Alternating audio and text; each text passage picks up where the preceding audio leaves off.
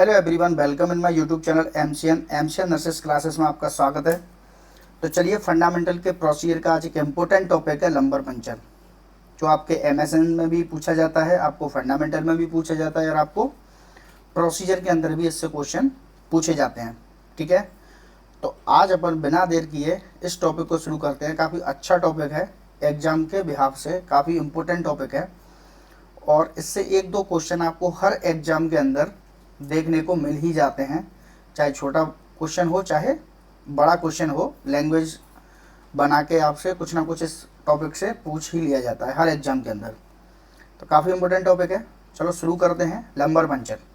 अब lumbar puncture की इसकी डेफिनेशन क्या है, इसके इंडिकेशन क्या है, इसके कॉन्ट्रा इंडिकेशन क्या है, किसमें इसको नहीं करते हैं, इसका साइड सिलेक्शन क्या होता है, कौन सी साइड पे निडल इंसर्ट करते हैं, कितने गेज की निडल इंसर्ट करते हैं।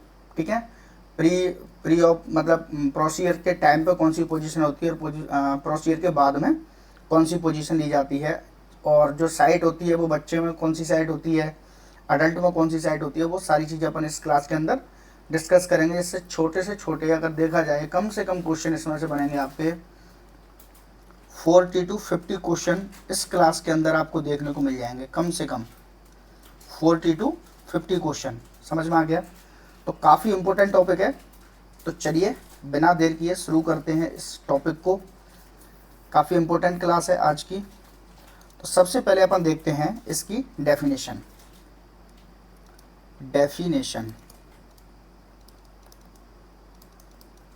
तो इसकी डेफिनेशन क्या होगी? तो जो लंबर पंचर है,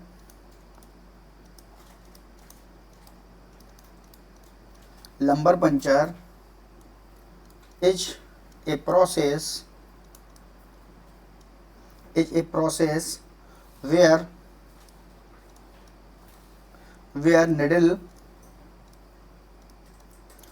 needle are insert in subarachnoid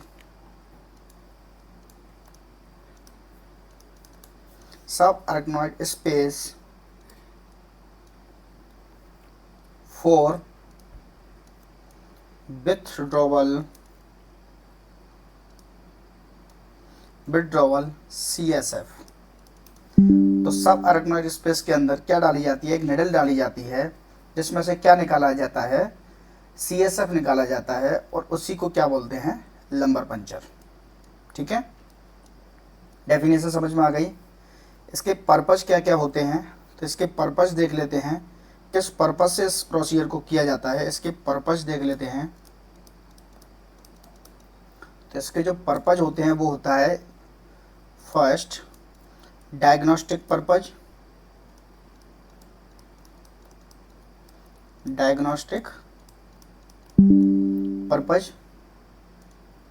ठीक है, जिसमें क्या करते हैं? CSF का कलेक्शन किया जाता है, CSF का कलेक्शन किया जाता है और एनालिसिस किया जाता है। समझ में आ गया? दूसरा होता है इसका assessment of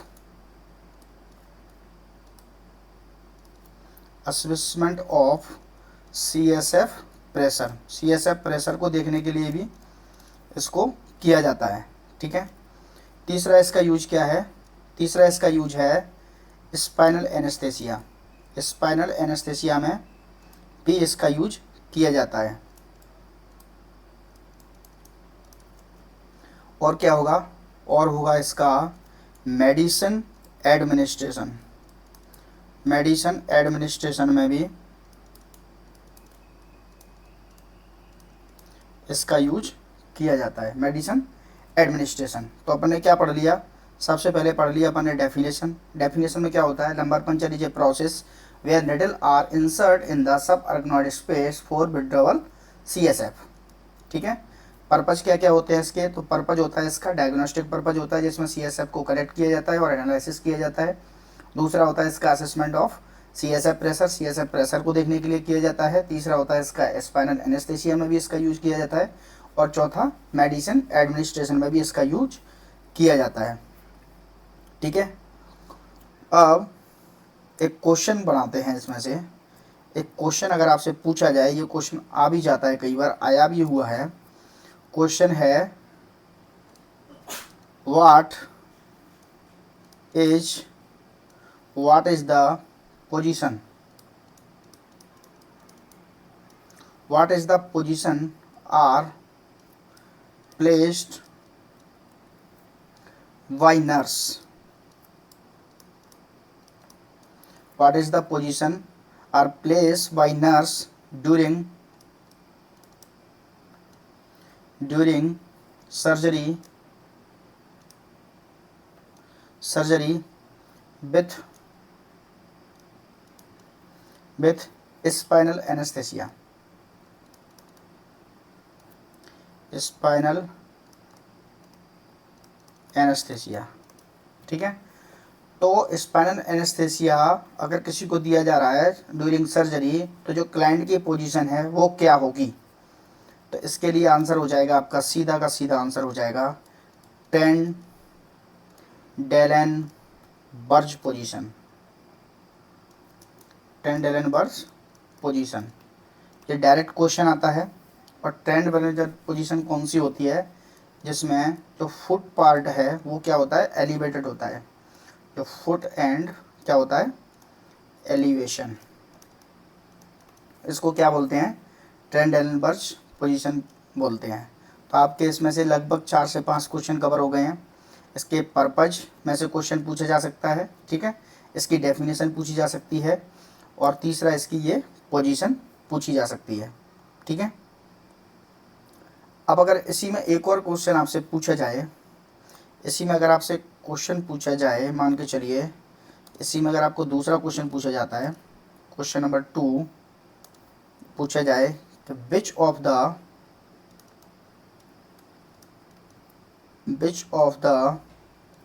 body organ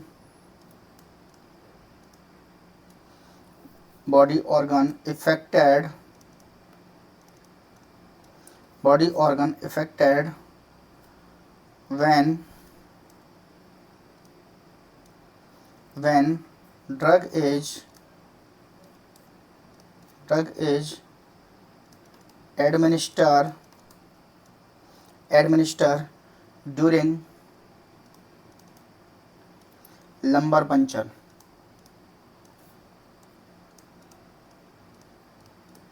lumbar puncture के थ्रू अगर किसी क्लाइंट को ड्रग एडमिनिस्टर की जा रही है तो कौन सा ऑर्गन है जो अफेक्ट होगा?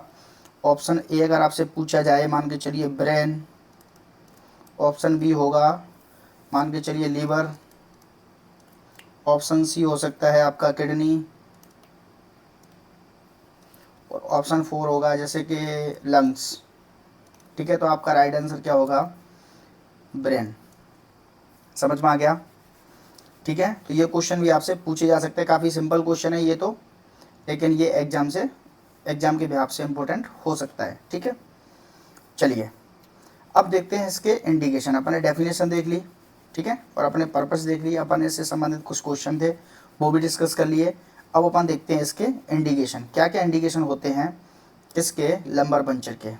तो अपन देखते हैं इंडिकेशन।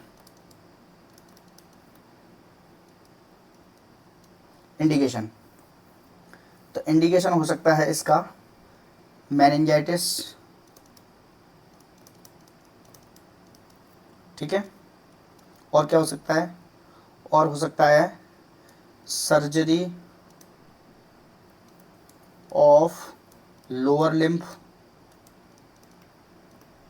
की अगर सर्जरी है तो उसमें भी इंडिकेट होगा ये। दूसरा होगा इसमें पॉट्स डिजीज।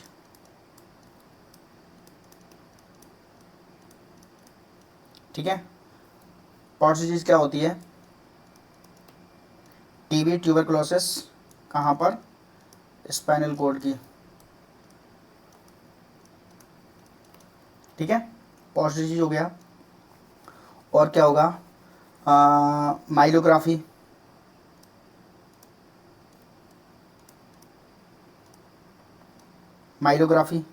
अब माइलोग्राफी क्या होता है? माइलोग्राफी क्या होता है? माइलोग्राफी होता है स्ट्रक्चर रिलेटेड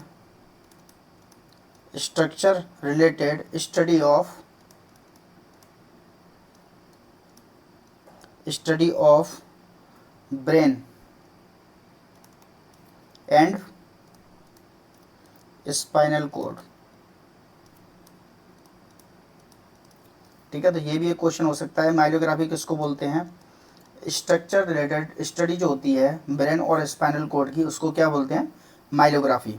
ठीक है, और किस में हो सकता है ये? तो इसमें पॉइंट डाल लेते हैं अपन, फर्स्ट, सेकंड, ठीक है, थर्ड, और ये हो गया फोर्थ। ठीक है, और किस में होता है इंडिकेशन इसका? और होता है फंगल, वायरल, बैक्टीरियल इन्फेक्शन में। इन्फेक्शन कहाँ पे? इन ब्रेन और स्पाइनल कॉर्ड। ठीक है, और किस में होता है? एक होता है इसमें न्यूरो डिजेनरेटिव में, न्यूरो डिजेनरेटिव डिसऑर्डर में, न्यूरो डिजेनरेटिव डिसऑर्डर, जैसे कि एग्जाम्पल जैसे कि पार्किंसन डिजीज में, पार्किंसन डिजीज, और दूसरा होगा एंसेफेलाइटिस में।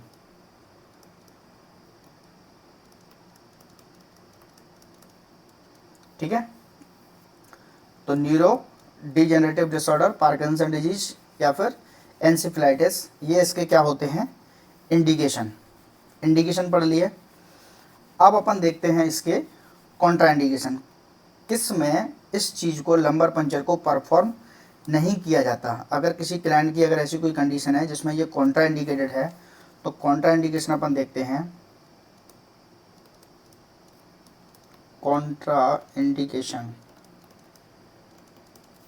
तो कॉन्ट्राइंडिकेशन क्या होगा इसका? अगर किसी क्लाइंट का क्या है? इंक्रीज आईसीपी है, तो इंक्रीज आईसीपी में ये क्या है?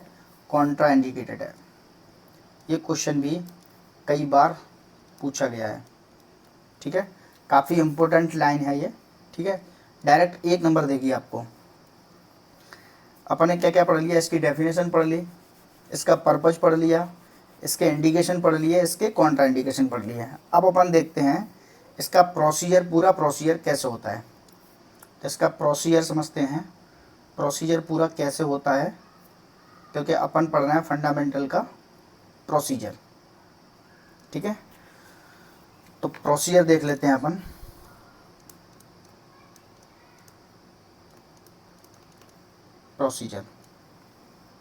प्रोसीजर में सबसे पहले अपन करेंगे कलेक्ट आर्टिकल।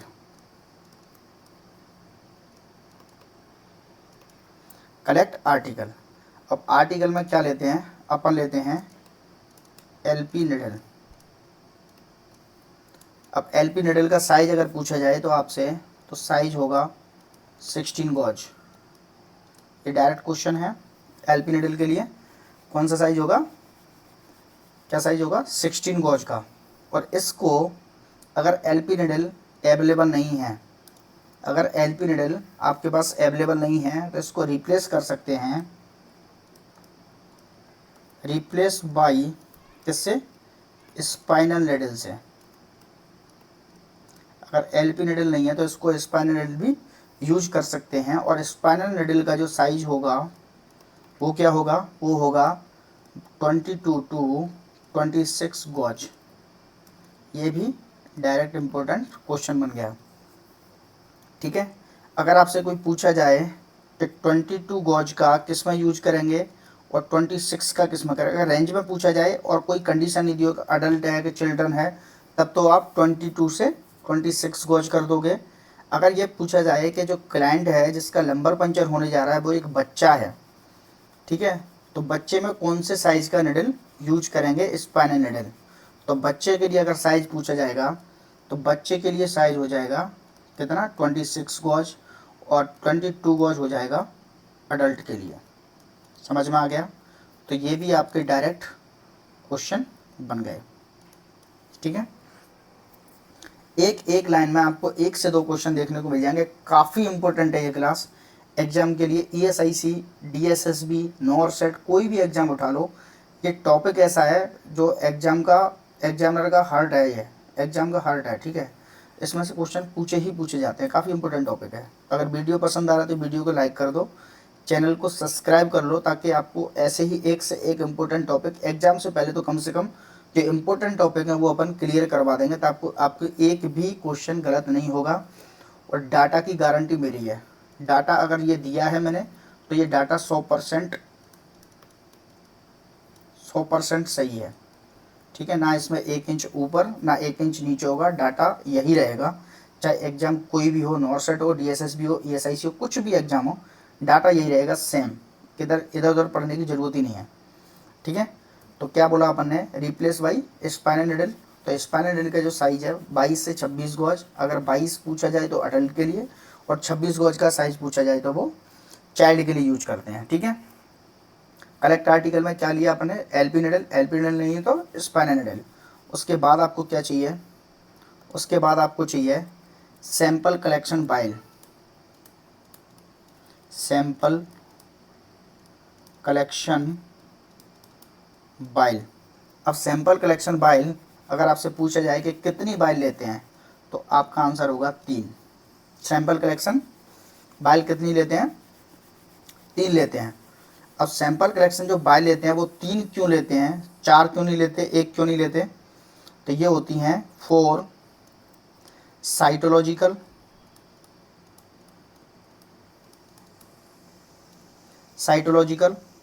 और haematological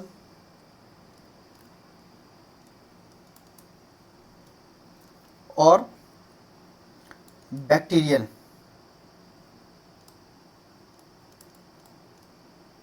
cytological, haematological, bacterial, viral infection,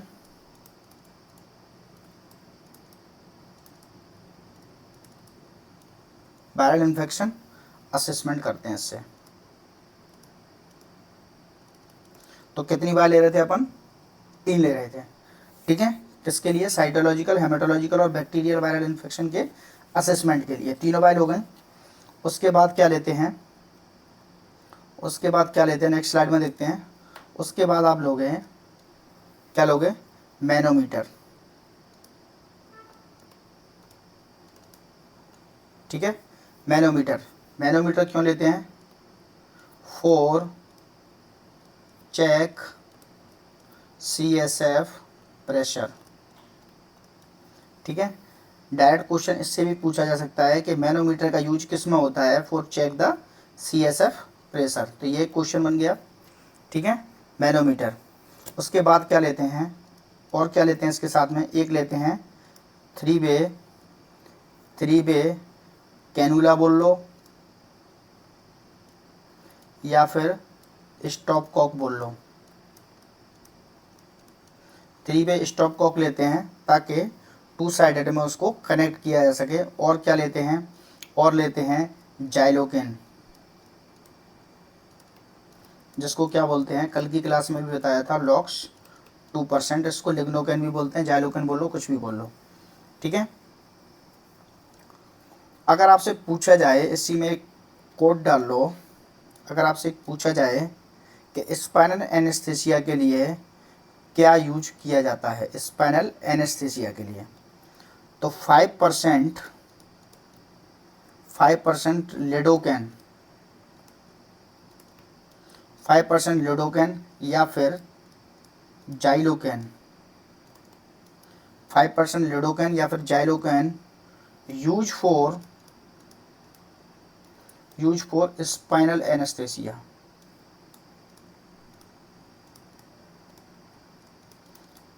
ठीक है, 5% लिडोकेन या फिर xylocaine use for spinal anaesthesia. उसके बाद और क्या लोगे आर्टिकल, मैनोमीटर ले लिया, 3 वे स्टॉप कॉक ले लिया, जाइलोकेन ले लिया, और लोगे आप क्या, ग्लूकोमीटर। ग्लूकोमीटर, अब ग्लूकोमीटर क्यों लोगे, तो ग्लूकोमीटर का ये यूज है फॉर चेक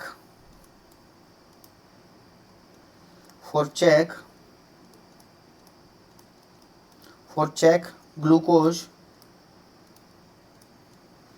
बिफोर प्रोसीजर,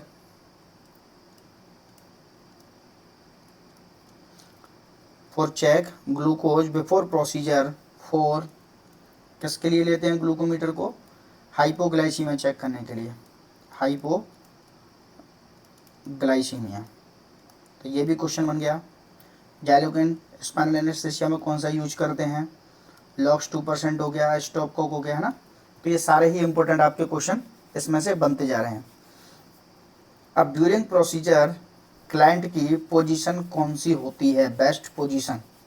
ठीक है, तो अगली स्लाइड में देखते हैं इसके लिए पोजीशन, क्या चीज़, पोजीशन ड्यूरिंग प्रोसीजर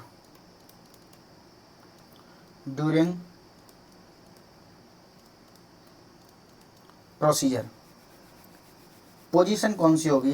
तो पोजीशन अगर आपसे पूछा जाए किसके लिए, लंबर पंचर के लिए, तो पोजीशन होगी आपकी fetal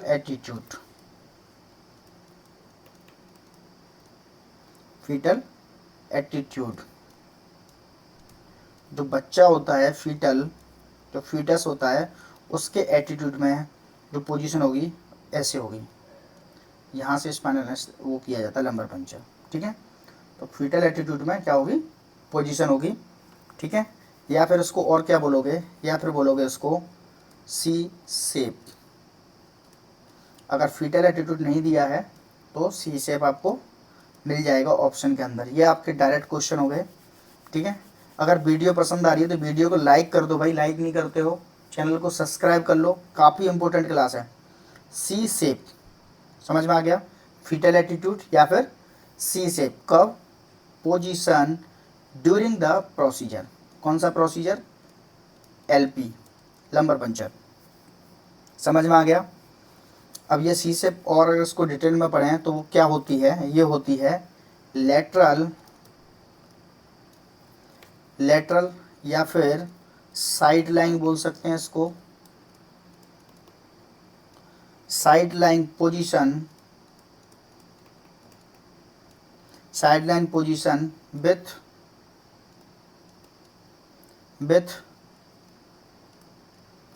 knee and head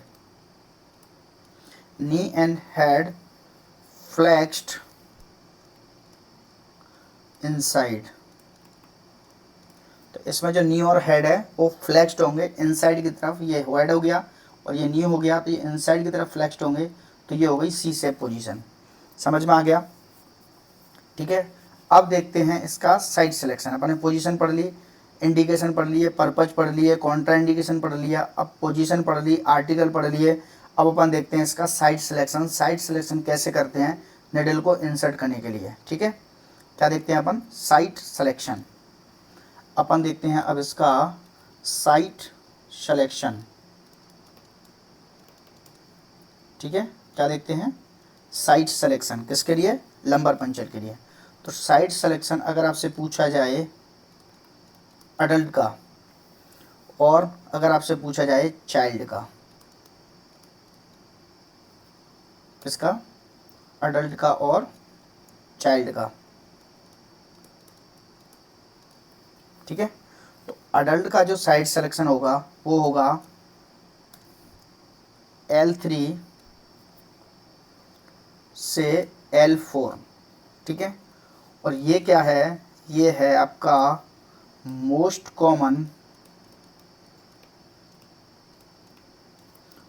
common site for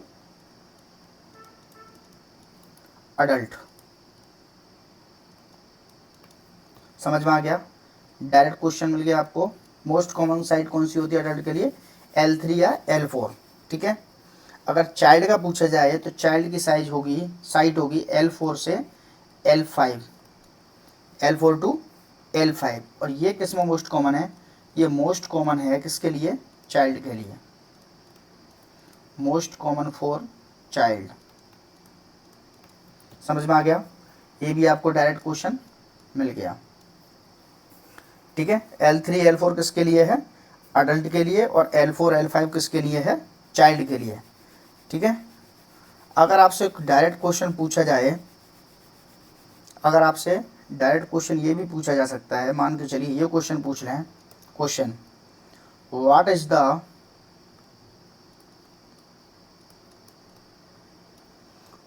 the site are select for what is the site select for lumbar puncture?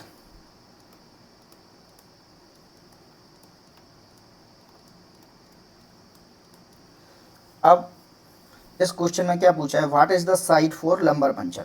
अब इसमें आपसे ये नहीं पूछा कि अडल्ट के लिए या चाइल्ड के लिए, तो आपका आंसर क्या हो जाएगा? अगर कुछ नहीं पूछा है, कोई कंडीशन ही दे रखी कि अडल्ट है या चाइल्ड है, तब आपको आंसर क्या करना है? L4 से L5। ठीक है। What is the site are select for lumbar puncture. ठीक है। और अगर इसी में आपसे पूछा जाए कि most commonest site for lumbar puncture, तो मोस्ट कॉमनेस्ट साइट अगर आपसे पूछा जाए लंबर पंचर के लिए, तब भी आपका आंसर L4 L5 हो जाएगा। समझ में आ गया। अगर आपसे कोई कंडीशन नहीं दी है, तब भी आपका राइट आंसर L4 L5 हो जाएगा। अगर आपसे पूछा जाए कि मोस्ट कॉमन फॉर अडल्ट, उस केस में आपका आंसर L3 L4 होगा।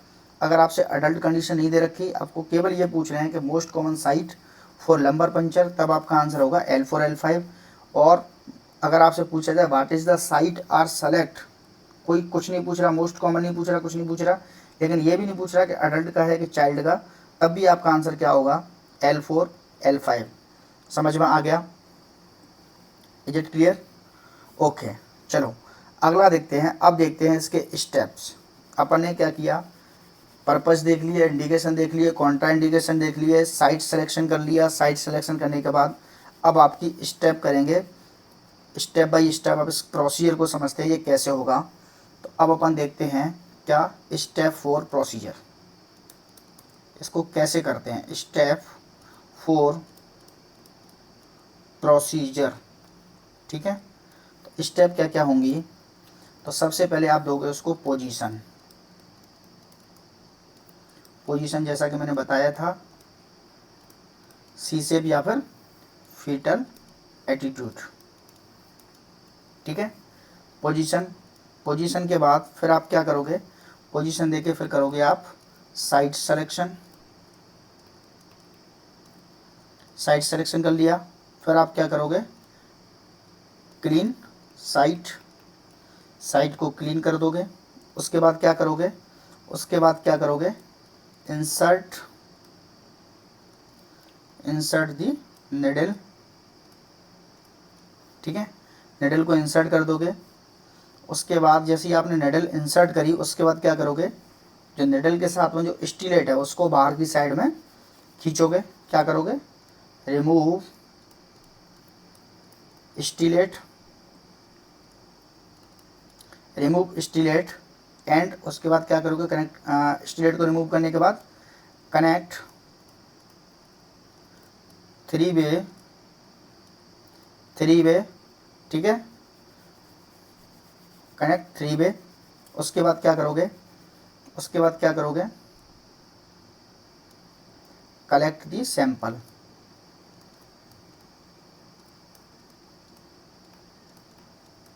ठीक है। क्या क्या कर लिया आपने? कलेक्ट सैंपल कर लिया।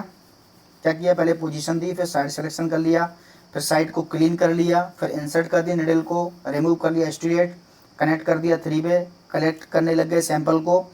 सैंपल कनेक्ट करने के साथ साथ में आप क्या कनेक्ट करोगे? जो 3 वे का जो अदर साइड है, जैसे ये स्पाइनल निडल डाल दी, ये सी शेप क्लैंट है, ठीक है, ये निडल डाल दी। अब यहाँ पे आपने 3 वे कनेक्ट कर दिया, 3 वे कनेक्ट कर दिया, ये आपका 3 वे स्टॉप कॉक हो गया। यहाँ से आपने सैंपल ले लिया और दूसरी साइड से आप क्या लगा दोगे, मैनोमीटर। यहाँ पे आपने 3 वायल ले रखे थे, इन तीनों वायलों में आपने सैंपल ले लिया, यहाँ पे आपने लगा दिया मैनोमीटर। अब मैनोमीटर से आपने क्या देख लिया, CSF प्रेशर, ठीक है। क्या करेंगे, मैनोमीटर अदर साइड में कनेक्ट कर लिया और यहाँ पे आप देख लोगे CSF का प्रेशर, ठीक है। अब CSF प्रेशर नॉर्मल कितना होता है वो अपन अगली स्लाइड में देखते हैं, ठीक है। इतना समझ में आ गया यहाँ तक। एक साइड में CSF प्रेशर को देखने के लिए मैनोमीटर कनेक्ट कर दिया और एक साइड में सैंपल के लिए वायल कनेक्ट कर लिया, ठीक है। अब आप क्या करोगे, अगर वैन तो मैनोमीटर लगाया था, when CSF pressure, when CSF pressure increase, CSF pressure increase और mercury increase in manometer, mercury या CSF की जो मरकरी उसमें होती है मैनोमीटर में, वो क्या हो रही है, इंक्रीज हो रही है इन मैनोमीटर, एंड और क्या हो रही है, and constant at a point, जिस पॉइंट पे जाके वो रुक रही है, दैट इज नॉन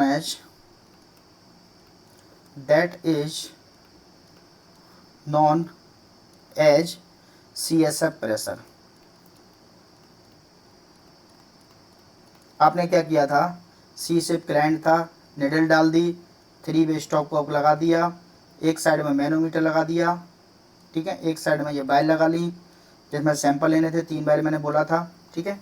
और यहाँ पे ये जो मरकरी में जो रेज हो रहा है, मरकरी रेज हो रही है, यहाँ पर जो स्टिल एक जगह पे जाके जो कांस्टेंट की है, यहाँ पर नंबरिंग होती है, तो जो जिस जगह पे वो मरकरी जाके रुक रहा है वो उसका क्या है, CSF प्रेशर है, ठीक है, उसको नोट कर लेंगे। अब CSF प्रेशर कितना होता है वो आपको पता होना चाहिए। तो जो नॉर्मल CSF प्रेशर वो कितना होता है, तो ये होता है 5 to 15 mm ऑफ Sg। ये आपका डायरेक्ट क्वेश्चन हो गया। अगर mm ऑफ Sg में नहीं दिया है तब आपका आंसर होगा 16 to 180 mm ऑफ H2O, ठीक है। तो 1 mm ऑफ Sg, आपको कोई भी डाटा का आइडिया लगाना है तो 1 mm of Sg is equal to 12 mm of H2O। 1 mm of Sg 12 mm of H2O के बराबर होता है। तो आप कैलकुलेट करके भी देखोगे तो आपको पता चल जाएगा कि ये शुरुआती रेंज कितनी है, 5, 12 इंटू 5 60 और 12 इंटू 15 इजक्वल टू 180, ठीक है, समझ में आ गया। तो नॉर्मल CSF प्रेशर कितना होता है, 5 to 15 mm ऑफ Hg और 16 to 180 mm ऑफ H2O, ठीक है, समझ में आ गया।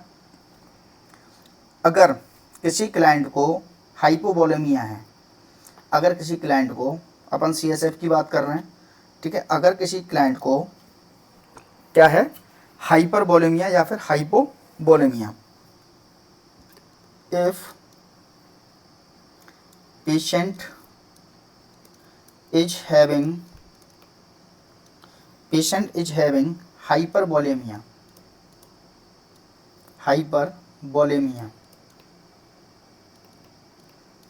उस केस में जो CSF प्रेशर है वो क्या होगा, हाइपरवोलेमिया है तो जो CSF प्रेशर है वो क्या होगा, बढ़ा हुआ होगा, ठीक है। और ये कितने तक हो सकता है, 232 240 तक हो सकता है। क्या, कितना, H2O वाला, ऑफ H2O, जबकि इसको कितना होना चाहिए था नॉर्मल में, 180। समझ में आ गया। अगर किसी क्लाइंट का हाइपरवोलेमिया है तो उस केस में इसका, हाइपरवोलेमिया के केस में CSF प्रेशर क्या होगा, ज़्यादा होगा। और अगर कोई patient, if patient is having hypovolemia, तो उस केस में इसका CSF क्या होगा, CSF क्या होगा, कम होगा। ठीक है, समझ में आ गया। अब आपने क्या देख लिया, मैनोमीटर कनेक्ट कर लिया, हाइपरवोलेमिया की कंडीशन देख ली, हाइपोवोलेमिया की कंडीशन देख ली। उसके बाद क्या करोगे, अपन प्रोसीजर कर रहे थे, स्टॉप ऑफ प्रोसीजर अपन देख रहे थे, अपने नॉर्मल वैल्यू देख ली। उसके बाद आप क्या कर रहे थे, उसके बाद आप क्या करोगे, उसके बाद आप करोगे उसकी ड्रेसिंग। ठीक है, सैंपल कलेक्ट कर लिए, आपका प्रोसीजर कंप्लीट हो गया।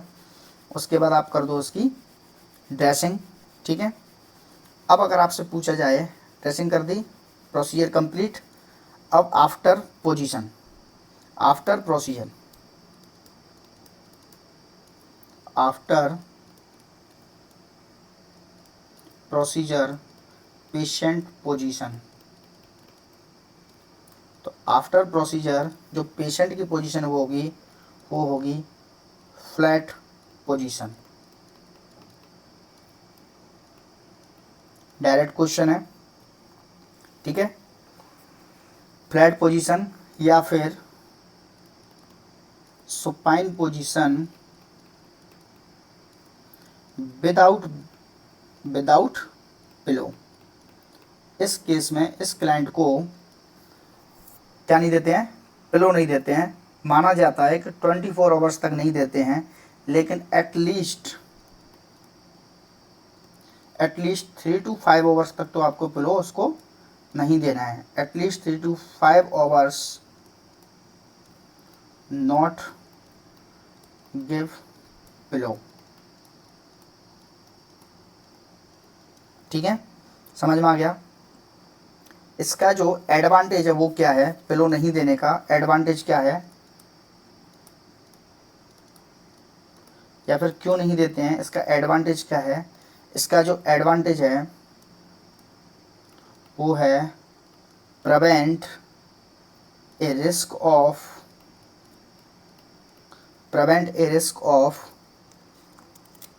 Post procedure headache. ठीक है, तो पिलो क्यों नहीं देते हैं, पोस्ट प्रोसीजर हेडेक को बचाने के लिए क्या नहीं देते हैं, इसको पिलो नहीं दिया जाता है। समझ में आ गया, इतना समझ में आ गया। चलिए, अगर अब हम देखते हैं ड्यूरेशन, कितने घंटे तक इसको सुपाइन पोजीशन में रखा जाता है, तो वो मैंने आपको बता दिया था, लेकिन फिर भी इसमें एक बार बता देते हैं आपको। Duration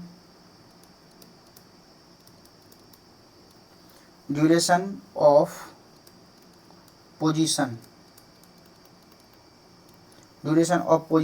after procedure.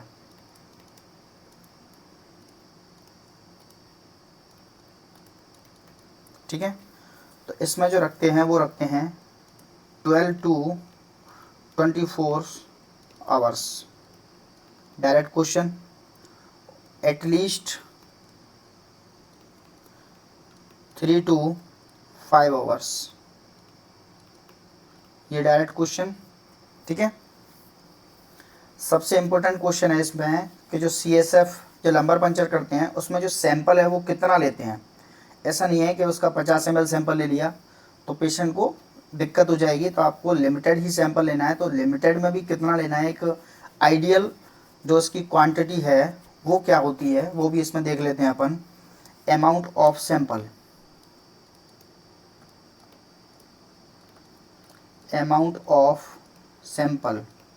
काफ़ी इम्पोर्टेंट क्लास है, फिर से बता रहा हूँ, वीडियो को लाइक कर दो भाई, चैनल को सब्सक्राइब कर लो। इम्पोर्टेंट क्लास है, आपको इससे बेहतर डाटा शायद ही कहीं मिलेगा। ठीक है, जो डाटा है एक एक पॉइंट इम्पोर्टेंट है, एक एक डाटा इम्पोर्टेंट है। डाटा की गारंटी मेरी है, अगर आपका कोई भी क्वेश्चन इस डाटा से संबंधित गलत होता है तो ये मेरी गारंटी है, अगर ये डाटा आपको याद है तो आपका क्वेश्चन गलत हो ही नहीं सकता। मैं आपको हर तरीके की रेंज बता रहा हूँ, लीस्ट कितना होगा, हाईएस्ट कितना होगा, और ये कंडीशन होगी तो इतना होगा। ठीक है, तो amount of sample, amount of sample से अगर आपको एग्जैक्ट डाटा पूछे तो वो होगा 6 to 10 ml। ठीक है, 6 to 10 ml। ठीक है, इसमें भी अगर आपसे पूछा जाए कि ईच बाइल में कितना लेंगे तो 2 to 3 ml ईच बाइल। ठीक है, 2 to 3 ml ईच बाइल। अपन ने 3 बाइल ली थी तो 3 को अगर 3 से गुणा करोगे तो 10 हो गया, 9 हो गया। हाईएस्ट रेंज अपनी 10 बताई थी, अगर 2 से 3 से करोगे तो 2 3 6। ठीक है, 2 to 3 ml ईच बाइल और 6 to 10 ml इसका टोटल CSF का सैंपल लिया जाता है। ठीक है, अब अगर आपने सैंपल ले लिया, बाइल्स में ले लिया, अब इसको स्टोर कैसे करोगे तो वो भी अपन देख लेते हैं। स्टोर कैसे करते हैं, कितने टेम्परेचर पर कितने दिनों के लिए रखा जाता है किसको, CSF को। ठीक है, तो अपन क्वेश्चन के माध्यम से समझते हैं इसको। क्वेश्चन है आपका, what is the temperature, what is the temperature use for, what is the temperature use for store the CSF after collection. ठीक है, कितने टेम्परेचर पर इसको स्टोर किया जाता है आफ्टर कलेक्शन। अब इसके ऑप्शन में आपके आंसर लिख देते हैं जिससे आपको एक आइडिया लग जाएगा।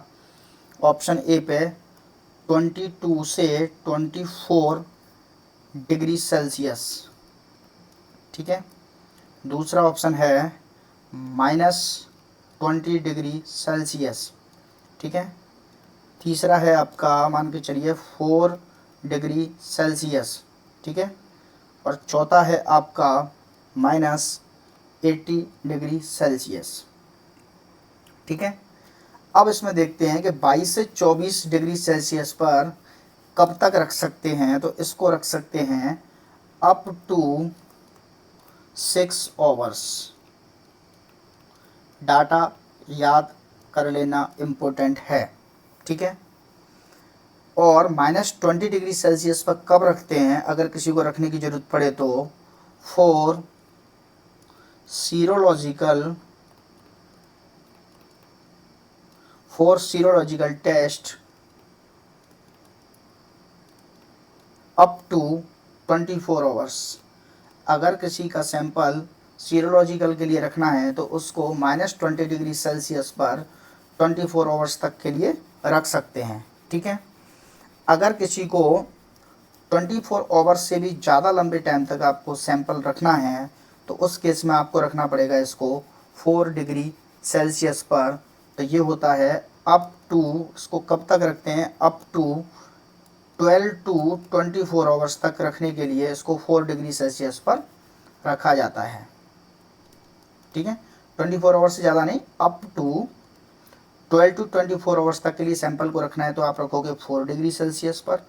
ठीक है, अगर 24 आवर्स तक रखना है तब आपको -20 डिग्री सेल्सियस पर रखना है। अगर आपको इसको 6 आवर्स के अंदर ही सैंपल को लैब में भेज देना है तो इसको रख सकते हो आप 22 से 24, या फिर पेशेंट की बेड साइड में रख सकते हो। ऐसे का क्वेश्चन आता है कि पेशेंट का सैंपल ले लिया है, सैंपल जाना है तो उसको कितने डिग्री पे स्टोर पर करेंगे, तो उसको रूम टेम्परेचर पे एक तरह से रख सकते हैं। कब तक, 6 घंटे के लिए, क्योंकि ये पेशेंट या तो इमरजेंसी में होगा, है ना, और इमरजेंसी का टेम्परेचर इतना होता है, ICU का टेम्परेचर इतना होता है लगभग, तो इसको 6 घंटे तक के लिए इसको बेड साइड में रखा जा सकता है। ठीक है, हॉस्पिटल की जो इंटीरियर का जो होता है टेम्परेचर वो इतना मेंटेन रखा जाता है, तो उस केस में आपको 6 घंटे तक इस सैंपल को यहाँ पर रख सकते हैं। ठीक है, अब देखते हैं, आपने सैंपल ले लिया, सैंपल का अपीयरेंस कैसा होता है, कौन से कलर का अपीयरेंस अगर ऐसा है तब उसको क्या होगा, और अगर कोई और कलर का है तो उस केस में क्या होगा, वो भी अपन इस में देख लेते हैं। इसीलिए मैं बता रहा हूँ कि ये क्लास काफ़ी इम्पोर्टेंट है। मैंने तो क्वेश्चन कम बताए थे आपको, 50 से 60, इससे और ज़्यादा क्वेश्चन बन सकते हैं। ठीक है, अब अपन देखते हैं इसका CSF analysis. CSF analysis, CSF का जो एनालिसिस है वो कैसे होगा, तो इसकी जो नॉर्मल अपीयरेंस है, नॉर्मल अपीयरेंस, तो जो नॉर्मल अपीयरेंस है वो कैसा होता है CSF, तो ये क्वेश्चन कई बार पूछा गया है। तो ये होता है क्रिस्टल क्लियर, और कैसा होता है ब्राइट। तो नॉर्मल CSF का कलर कैसा होता है, क्रिस्टल क्लियर होता है, और इसका जो pH होता है, इसका जो pH होता है वो कैसा होता है, इसका जो pH होता है वो स्लाइटली एल्कलाइन होता है। कैसा होता है, स्लाइटली एल्कलाइन। स्लाइटली एल्कलाइन का मतलब होता है 7.32 के आसपास होगा इसका pH। ये आपका डायरेक्ट क्वेश्चन बन गया।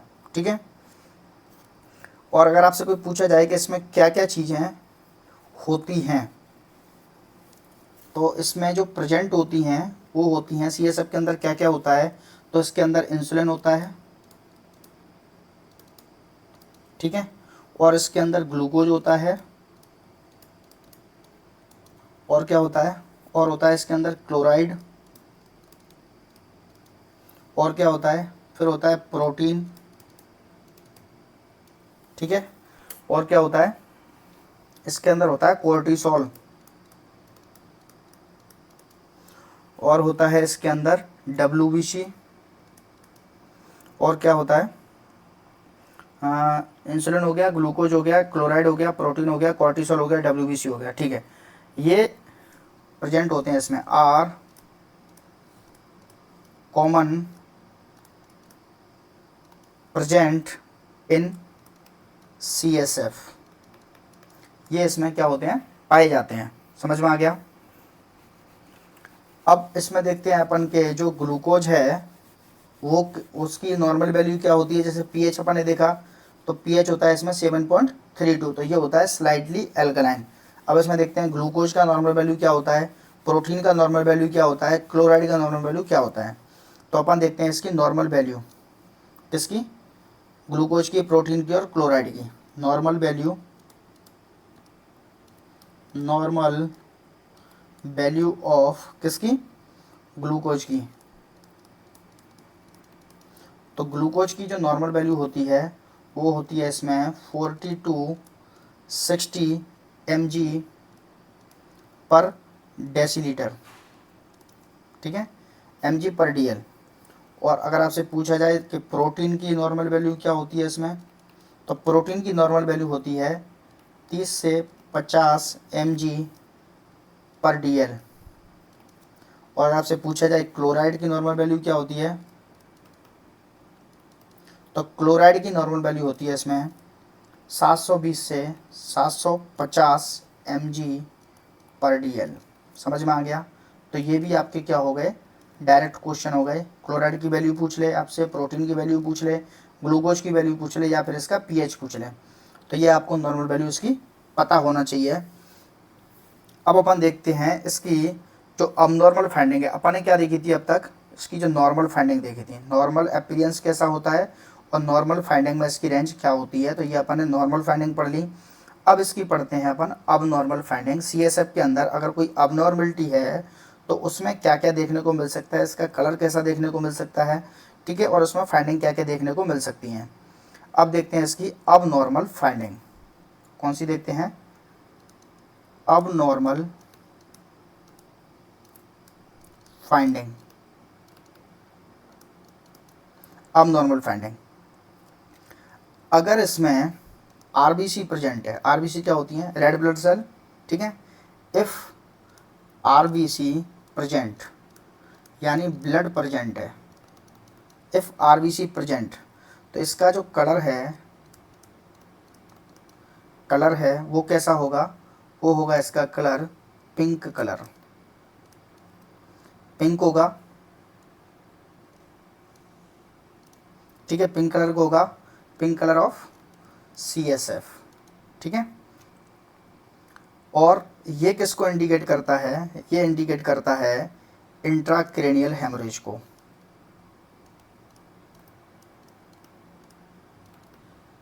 इंट्राक्रेनियल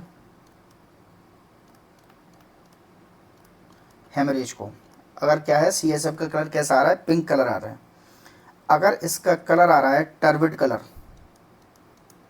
कैसा, टर्बिड कलर आ रहा है, टर्बिड कलर, तो टर्बिड कलर क्या होता है, टर्बिड कलर इंडिकेट करता है किसको, मेनिंजाइटिस को। इस क्लाइंट को क्या है, मेनिंजाइटिस का इंडिकेशन है। जब अगर किसी क्लाइंट का स्ट्रल क्लियर की जगह पे टर्बिड कलर का CSF है तो, ठीक है। अब मेनिंजाइटिस भी दो तरह के होते हैं, उसको अपन समझ लेते हैं। और इस मेनिंजाइटिस से बहुत बार, कम से कम नहीं तो 100 एग्जाम के अंदर ये आया हुआ है कि अगर ये बैक्टीरियल है तो इसमें क्या साइन एंड सिम्टम्स देखने को मिलेंगे, अगर ये वायरल मेनिंजाइटिस है तो इसके अंदर क्या देखने को मिलेंगे। तो ये जो आगे आने वाली स्लाइड है बहुत इंपॉर्टेंट है एग्जाम के लिए, तो इसको ध्यान से देखना। मैं आपको एक एक चीज़ इसमें क्लियर करूँगा कि जो टर्बिड कलर है मेनिंजाइटिस का, तो इसमें आप कैसे आइडेंटिफाई करोगे कि ये बैक्टीरियल है या फिर ये वायरल मेनिंजाइटिस है। तो इसको अपन खाली स्लाइड के अंदर देखते हैं। काफ़ी इंपॉर्टेंट है वीडियो, काफ़ी इंपॉर्टेंट है। वीडियो को लाइक कर लो, चैनल को सब्सक्राइब कर लो, काफ़ी इंपॉर्टेंट क्लास अपन पढ़ाने को जा रहे हैं, ठीक है। तो मेनिंजाइटिस में देखते हैं अपन, मेनिंजाइटिस,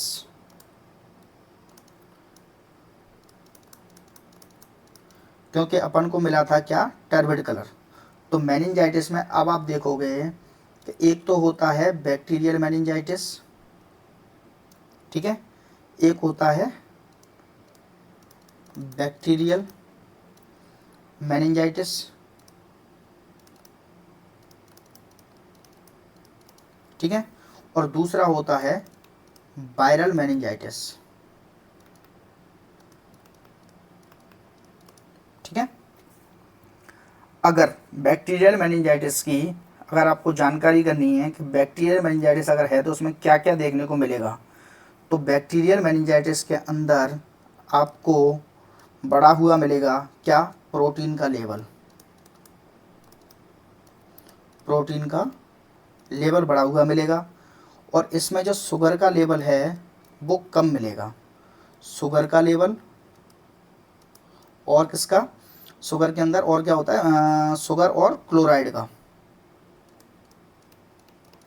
शुगर और क्लोराइड का लेवल अगर कम है और प्रोटीन का लेवल ज़्यादा है और न्यूट्रोफिल्स इसके अंदर क्या है, ज़्यादा है, न्यूट्रोफिल्स इसके अंदर अगर ज़्यादा हैं, तब ये क्या है, तब ये है आपका बैक्टीरियल मेनिंजाइटिस। समझ में आ गया। इस तरह पर अपन देखते हैं वायरल मेनिंजाइटिस के अंदर क्या होगा। तो वायरल मेनिंजाइटिस के अंदर इसमें जो प्रोटीन लेवल है वो क्या होगा, कम होगा,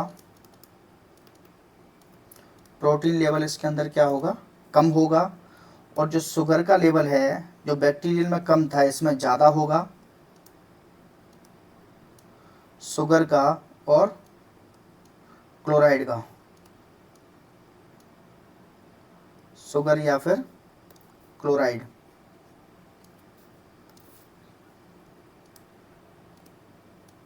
शुगर और क्लोराइड का लेवल क्या होगा, ज़्यादा होगा। और इसके अंदर जो लिम्फोसाइट्स हैं वो बढ़े हुए होंगे, क्या होंगे, लिम्फोसाइट्स क्या होंगे, ये क्या होंगे, लिम्फोसाइट का जो लेवल है वो क्या होगा, ये भी बढ़ा हुआ मिलेगा। समझ में आ गया। तो इससे आप आइडिया लगा पाओगे कि ये बैक्टीरियल मेनिंजाइटिस है या फिर ये वायरल मेनिंजाइटिस है। किसको देख के कि इसकी जब एनालिसिस करेंगे तो अगर किसी क्लाइंट के अंदर प्रोटीन का लेवल कम है, शुगर का लेवल ज़्यादा है और लिम्फोसाइट्स बढ़े हुए हैं तो उस केस में इसको है वायरल मेनिंजाइटिस। और अगर किसी क्लाइंट के अंदर प्रोटीन का लेवल ज़्यादा है, शुगर का लेवल कम है और न्यूट्रोफिल्स का लेवल ज़्यादा है तो उस केस में उसको बोलेंगे कि इसको बैक्टीरियल मेनिंजाइटिस है। समझ में आ गया? काफ़ी इंपॉर्टेंट है, इससे कम 20 से 30 क्वेश्चन अभी तक एग्जाम में आ चुके हैं। काफ़ी इंपॉर्टेंट है, इसमें आपसे ये कंफ्यूज करने वाले हैं। ठीक है, तो ये थोड़ा स्क्रीनशॉट ले लेना, इसको याद कर लेना कि कौन सी चीज़ ज़्यादा होगी कौन सी चीज़ कम होगी।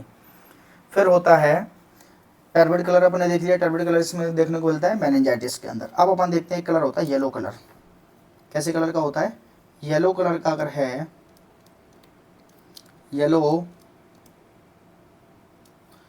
कलर CSF, तो उस केस में ये क्या है? ये है पस प्रेजेंट है, इसमें पस प्रेजेंट है इसके अंदर। ठीक है, और प्लस इसके अंदर और क्या प्रेजेंट होंगे? न्यूट्रोफिल्स प्रेजेंट होंगे,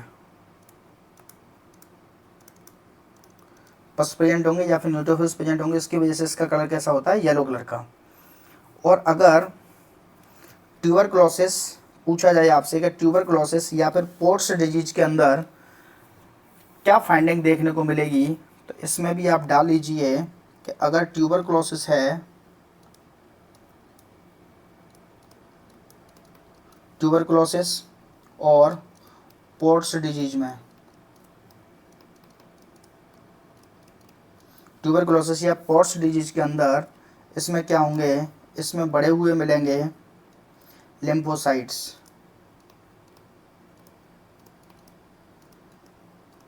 इसमें लिम्फोसाइट्स बढ़े हुए मिलेंगे। ठीक है, अगर इसी में पूछा जाए कि जो न्यूरो डीजेनरेटिव डिसऑर्डर था उसमें, या फिर किसी को ट्यूमर का या फिर कोई फंगल इन्फेक्शन है, तो उस केस में इसमें क्या देखने को मिलेगा? तो मान के चलिए न्यूरो डीजेनरेटिव, क्या था? न्यूरो डीजेनरेटिव डिसऑर्डर में क्या बताया था मैंने 2 एग्जाम्पल दिए थे। एक तो एंसेफेलाइटिस दिया था और क्या दिया था? एंसेफेलाइटिस दिया था। एक और एग्जाम्पल दिया था मैंने न्यूरो डीजेनरेटिव डिसऑर्डर का, कि ये किस किस में देखने को मिलता है। तो न्यूरो डीजेनरेटिव डिसऑर्डर में मैंने क्या बताया था? एक तो आपको बताया था एंसेफेलाइटिस और दूसरा बताया था मैंने क्या बताया था? Parkinson disease. तो ये कौन से होते हैं? न्यूरो डीजेनरेटिव डिसऑर्डर हैं। तो इसके अंदर ये कैसा देखने को मिलेगा? न्यूरो डीजेनरेटिव डिसऑर्डर या फिर ट्यूमर या फिर किसी को फंगल इन्फेक्शन है, फंगल इन्फेक्शन है। ठीक है, तो उस केस में आप इसमें क्या देखने को मिलेगा? इसमें देखने को मिलेगा कि जो प्रोटीन का लेवल है वो बढ़ा हुआ मिलेगा। प्रोटीन का लेवल क्या मिलेगा? बढ़ा हुआ मिलेगा। ठीक है, और जो चीज़ें हैं उसमें नॉट चेंजेस देखने को मिलेंगे, कोई चेंजेस नहीं होंगे, अदर नॉट चेंज। समझ में आ गया? समझ में आ गया कौन से कलर का अगर CSF का फ्लूइड है तो उसमें क्या क्या कंडीशन देखने को मिलती है और कौन कौन सी डायग्नोसिस के अंदर कौन कौन सी चीज़ें बड़ी या कम मिल सकती हैं। ठीक है, अब अपन देखते हैं इसके कॉम्प्लिकेशन। क्या देखते हैं? कॉम्प्लिकेशन।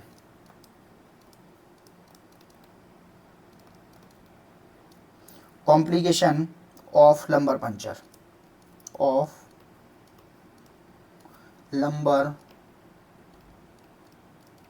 लंबर पंचर के कॉम्प्लिकेशन क्या क्या होते हैं।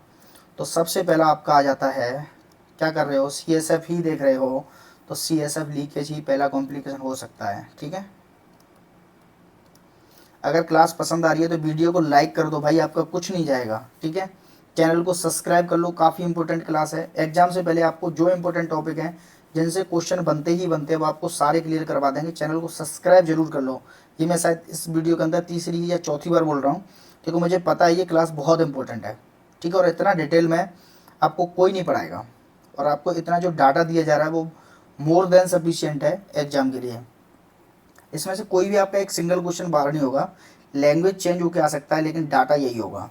ठीक है, तो क्या है, CSF लीकेज हो सकता है, और क्या हो सकता है, इसको नॉर्मल सी फाइंडिंग है, पेन इसको हो ही सकता है। ठीक है, और क्या देखने को मिल सकता है, इसको पोस्ट प्रोसीजर हेडेक हो सकता है, जो मैंने अभी बताया था, पोस्ट प्रोसीजर हेडेक हो सकता है। और क्या हो सकता है, इसको इन्फेक्शन हो सकता है, क्योंकि आप क्या कर रहे हो, सीधी CSF में क्या CSF लंबर पंचर कर रहे हो, सीधा डायरेक्ट इन्फेक्शन हो सकता है। और क्या हो सकता है, इसको स्पाइनल कोड इंजरी हो सकती है, स्पाइनल कोड इंजरी हो सकती है। ठीक है, क्या क्या हो सकता है, CSF लीकेज हो सकता है, सबसे इम्पोर्टेंट तो यही है। ठीक है, CSF लीकेज हो सकता है, पेन हो सकता है, पोस्ट प्रोसीजर हेडेक हो सकता है, इन्फेक्शन हो सकता है, और स्पाइनल कोड इंजरी हो सकती है। और अगर CSF का किसी को लीकेज हो रहा है, तो अगर इसमें एक लाइन डालूँ मैं, क्वेश्चन नहीं है, एक लाइन डाल देते हैं कि priority nursing action, priority nursing action, priority nursing action when CSF leakage.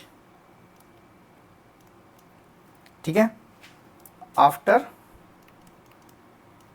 Lumbar puncture, तो उस केस में प्रायोरिटी नर्सिंग एक्शन क्या होगा, तो उस केस में प्रायोरिटी नर्सिंग एक्शन होगा foot elevation,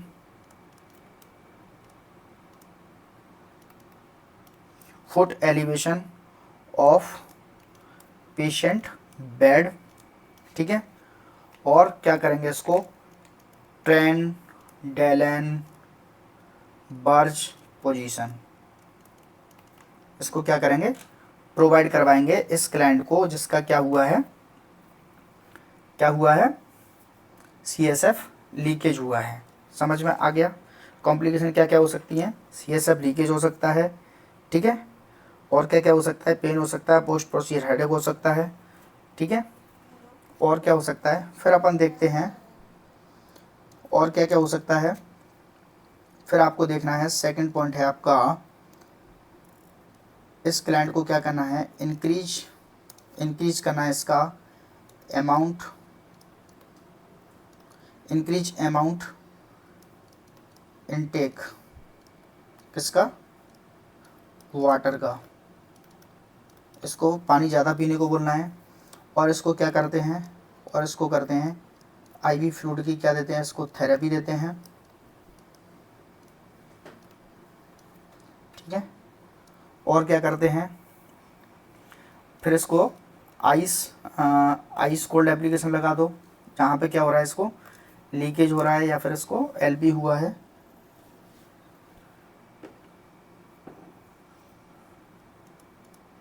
ice cold application.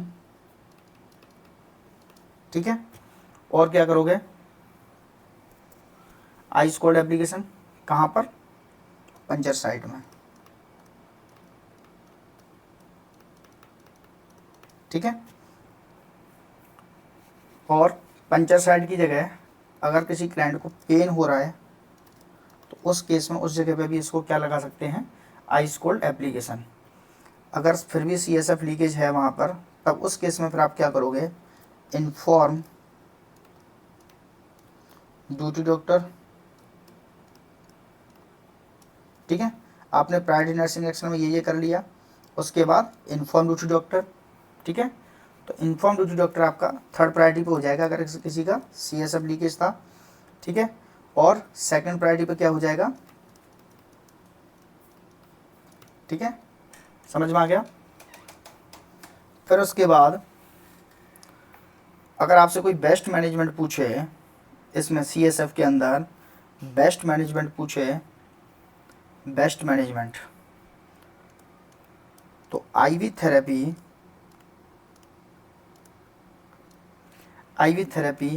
Is effective, IV therapy is effective management, IV therapy is effective management when CSF as leakage, ठीक है। और उसके बाद क्या करना है, nurse instruct to the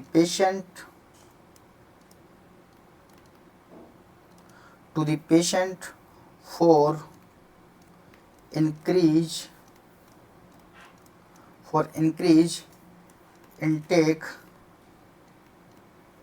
increase intake amount of water, जैसे कि मैंने पहले भी बताया था, ठीक है।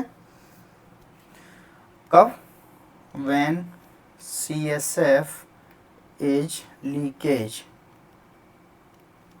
समझ में आ गया, कब, आफ्टर LP, ठीक है।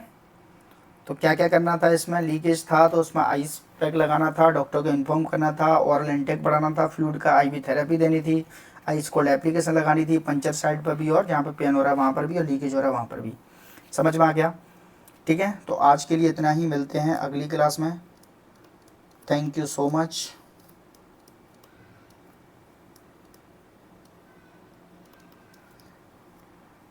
चैनल को सब्सक्राइब कर लेना, क्योंकि अपन फंडामेंटल के सारे प्रोसीजर वीडियो के अंदर एग्ज़ाम से पहले कवर करवा देंगे, और उससे संबंधित सारे क्वेश्चन अपन एग्ज़ाम के जो क्वेश्चन बन सकते हैं वो भी अपन इस क्लास के अंदर इसमें ऐड कर लेते हैं, ताकि आपको दोनों चीज़ें एक साथ कवर हो जाएं जो एग्ज़ाम के लिए काफ़ी इंपॉर्टेंट है। तो चैनल को सब्सक्राइब करना ज़्यादा ज़रूरी है, वीडियो को लाइक कर देना अगर पसंद आई है तो। चलिए मिलते हैं अगली क्लास में, तब तक के लिए थैंक यू।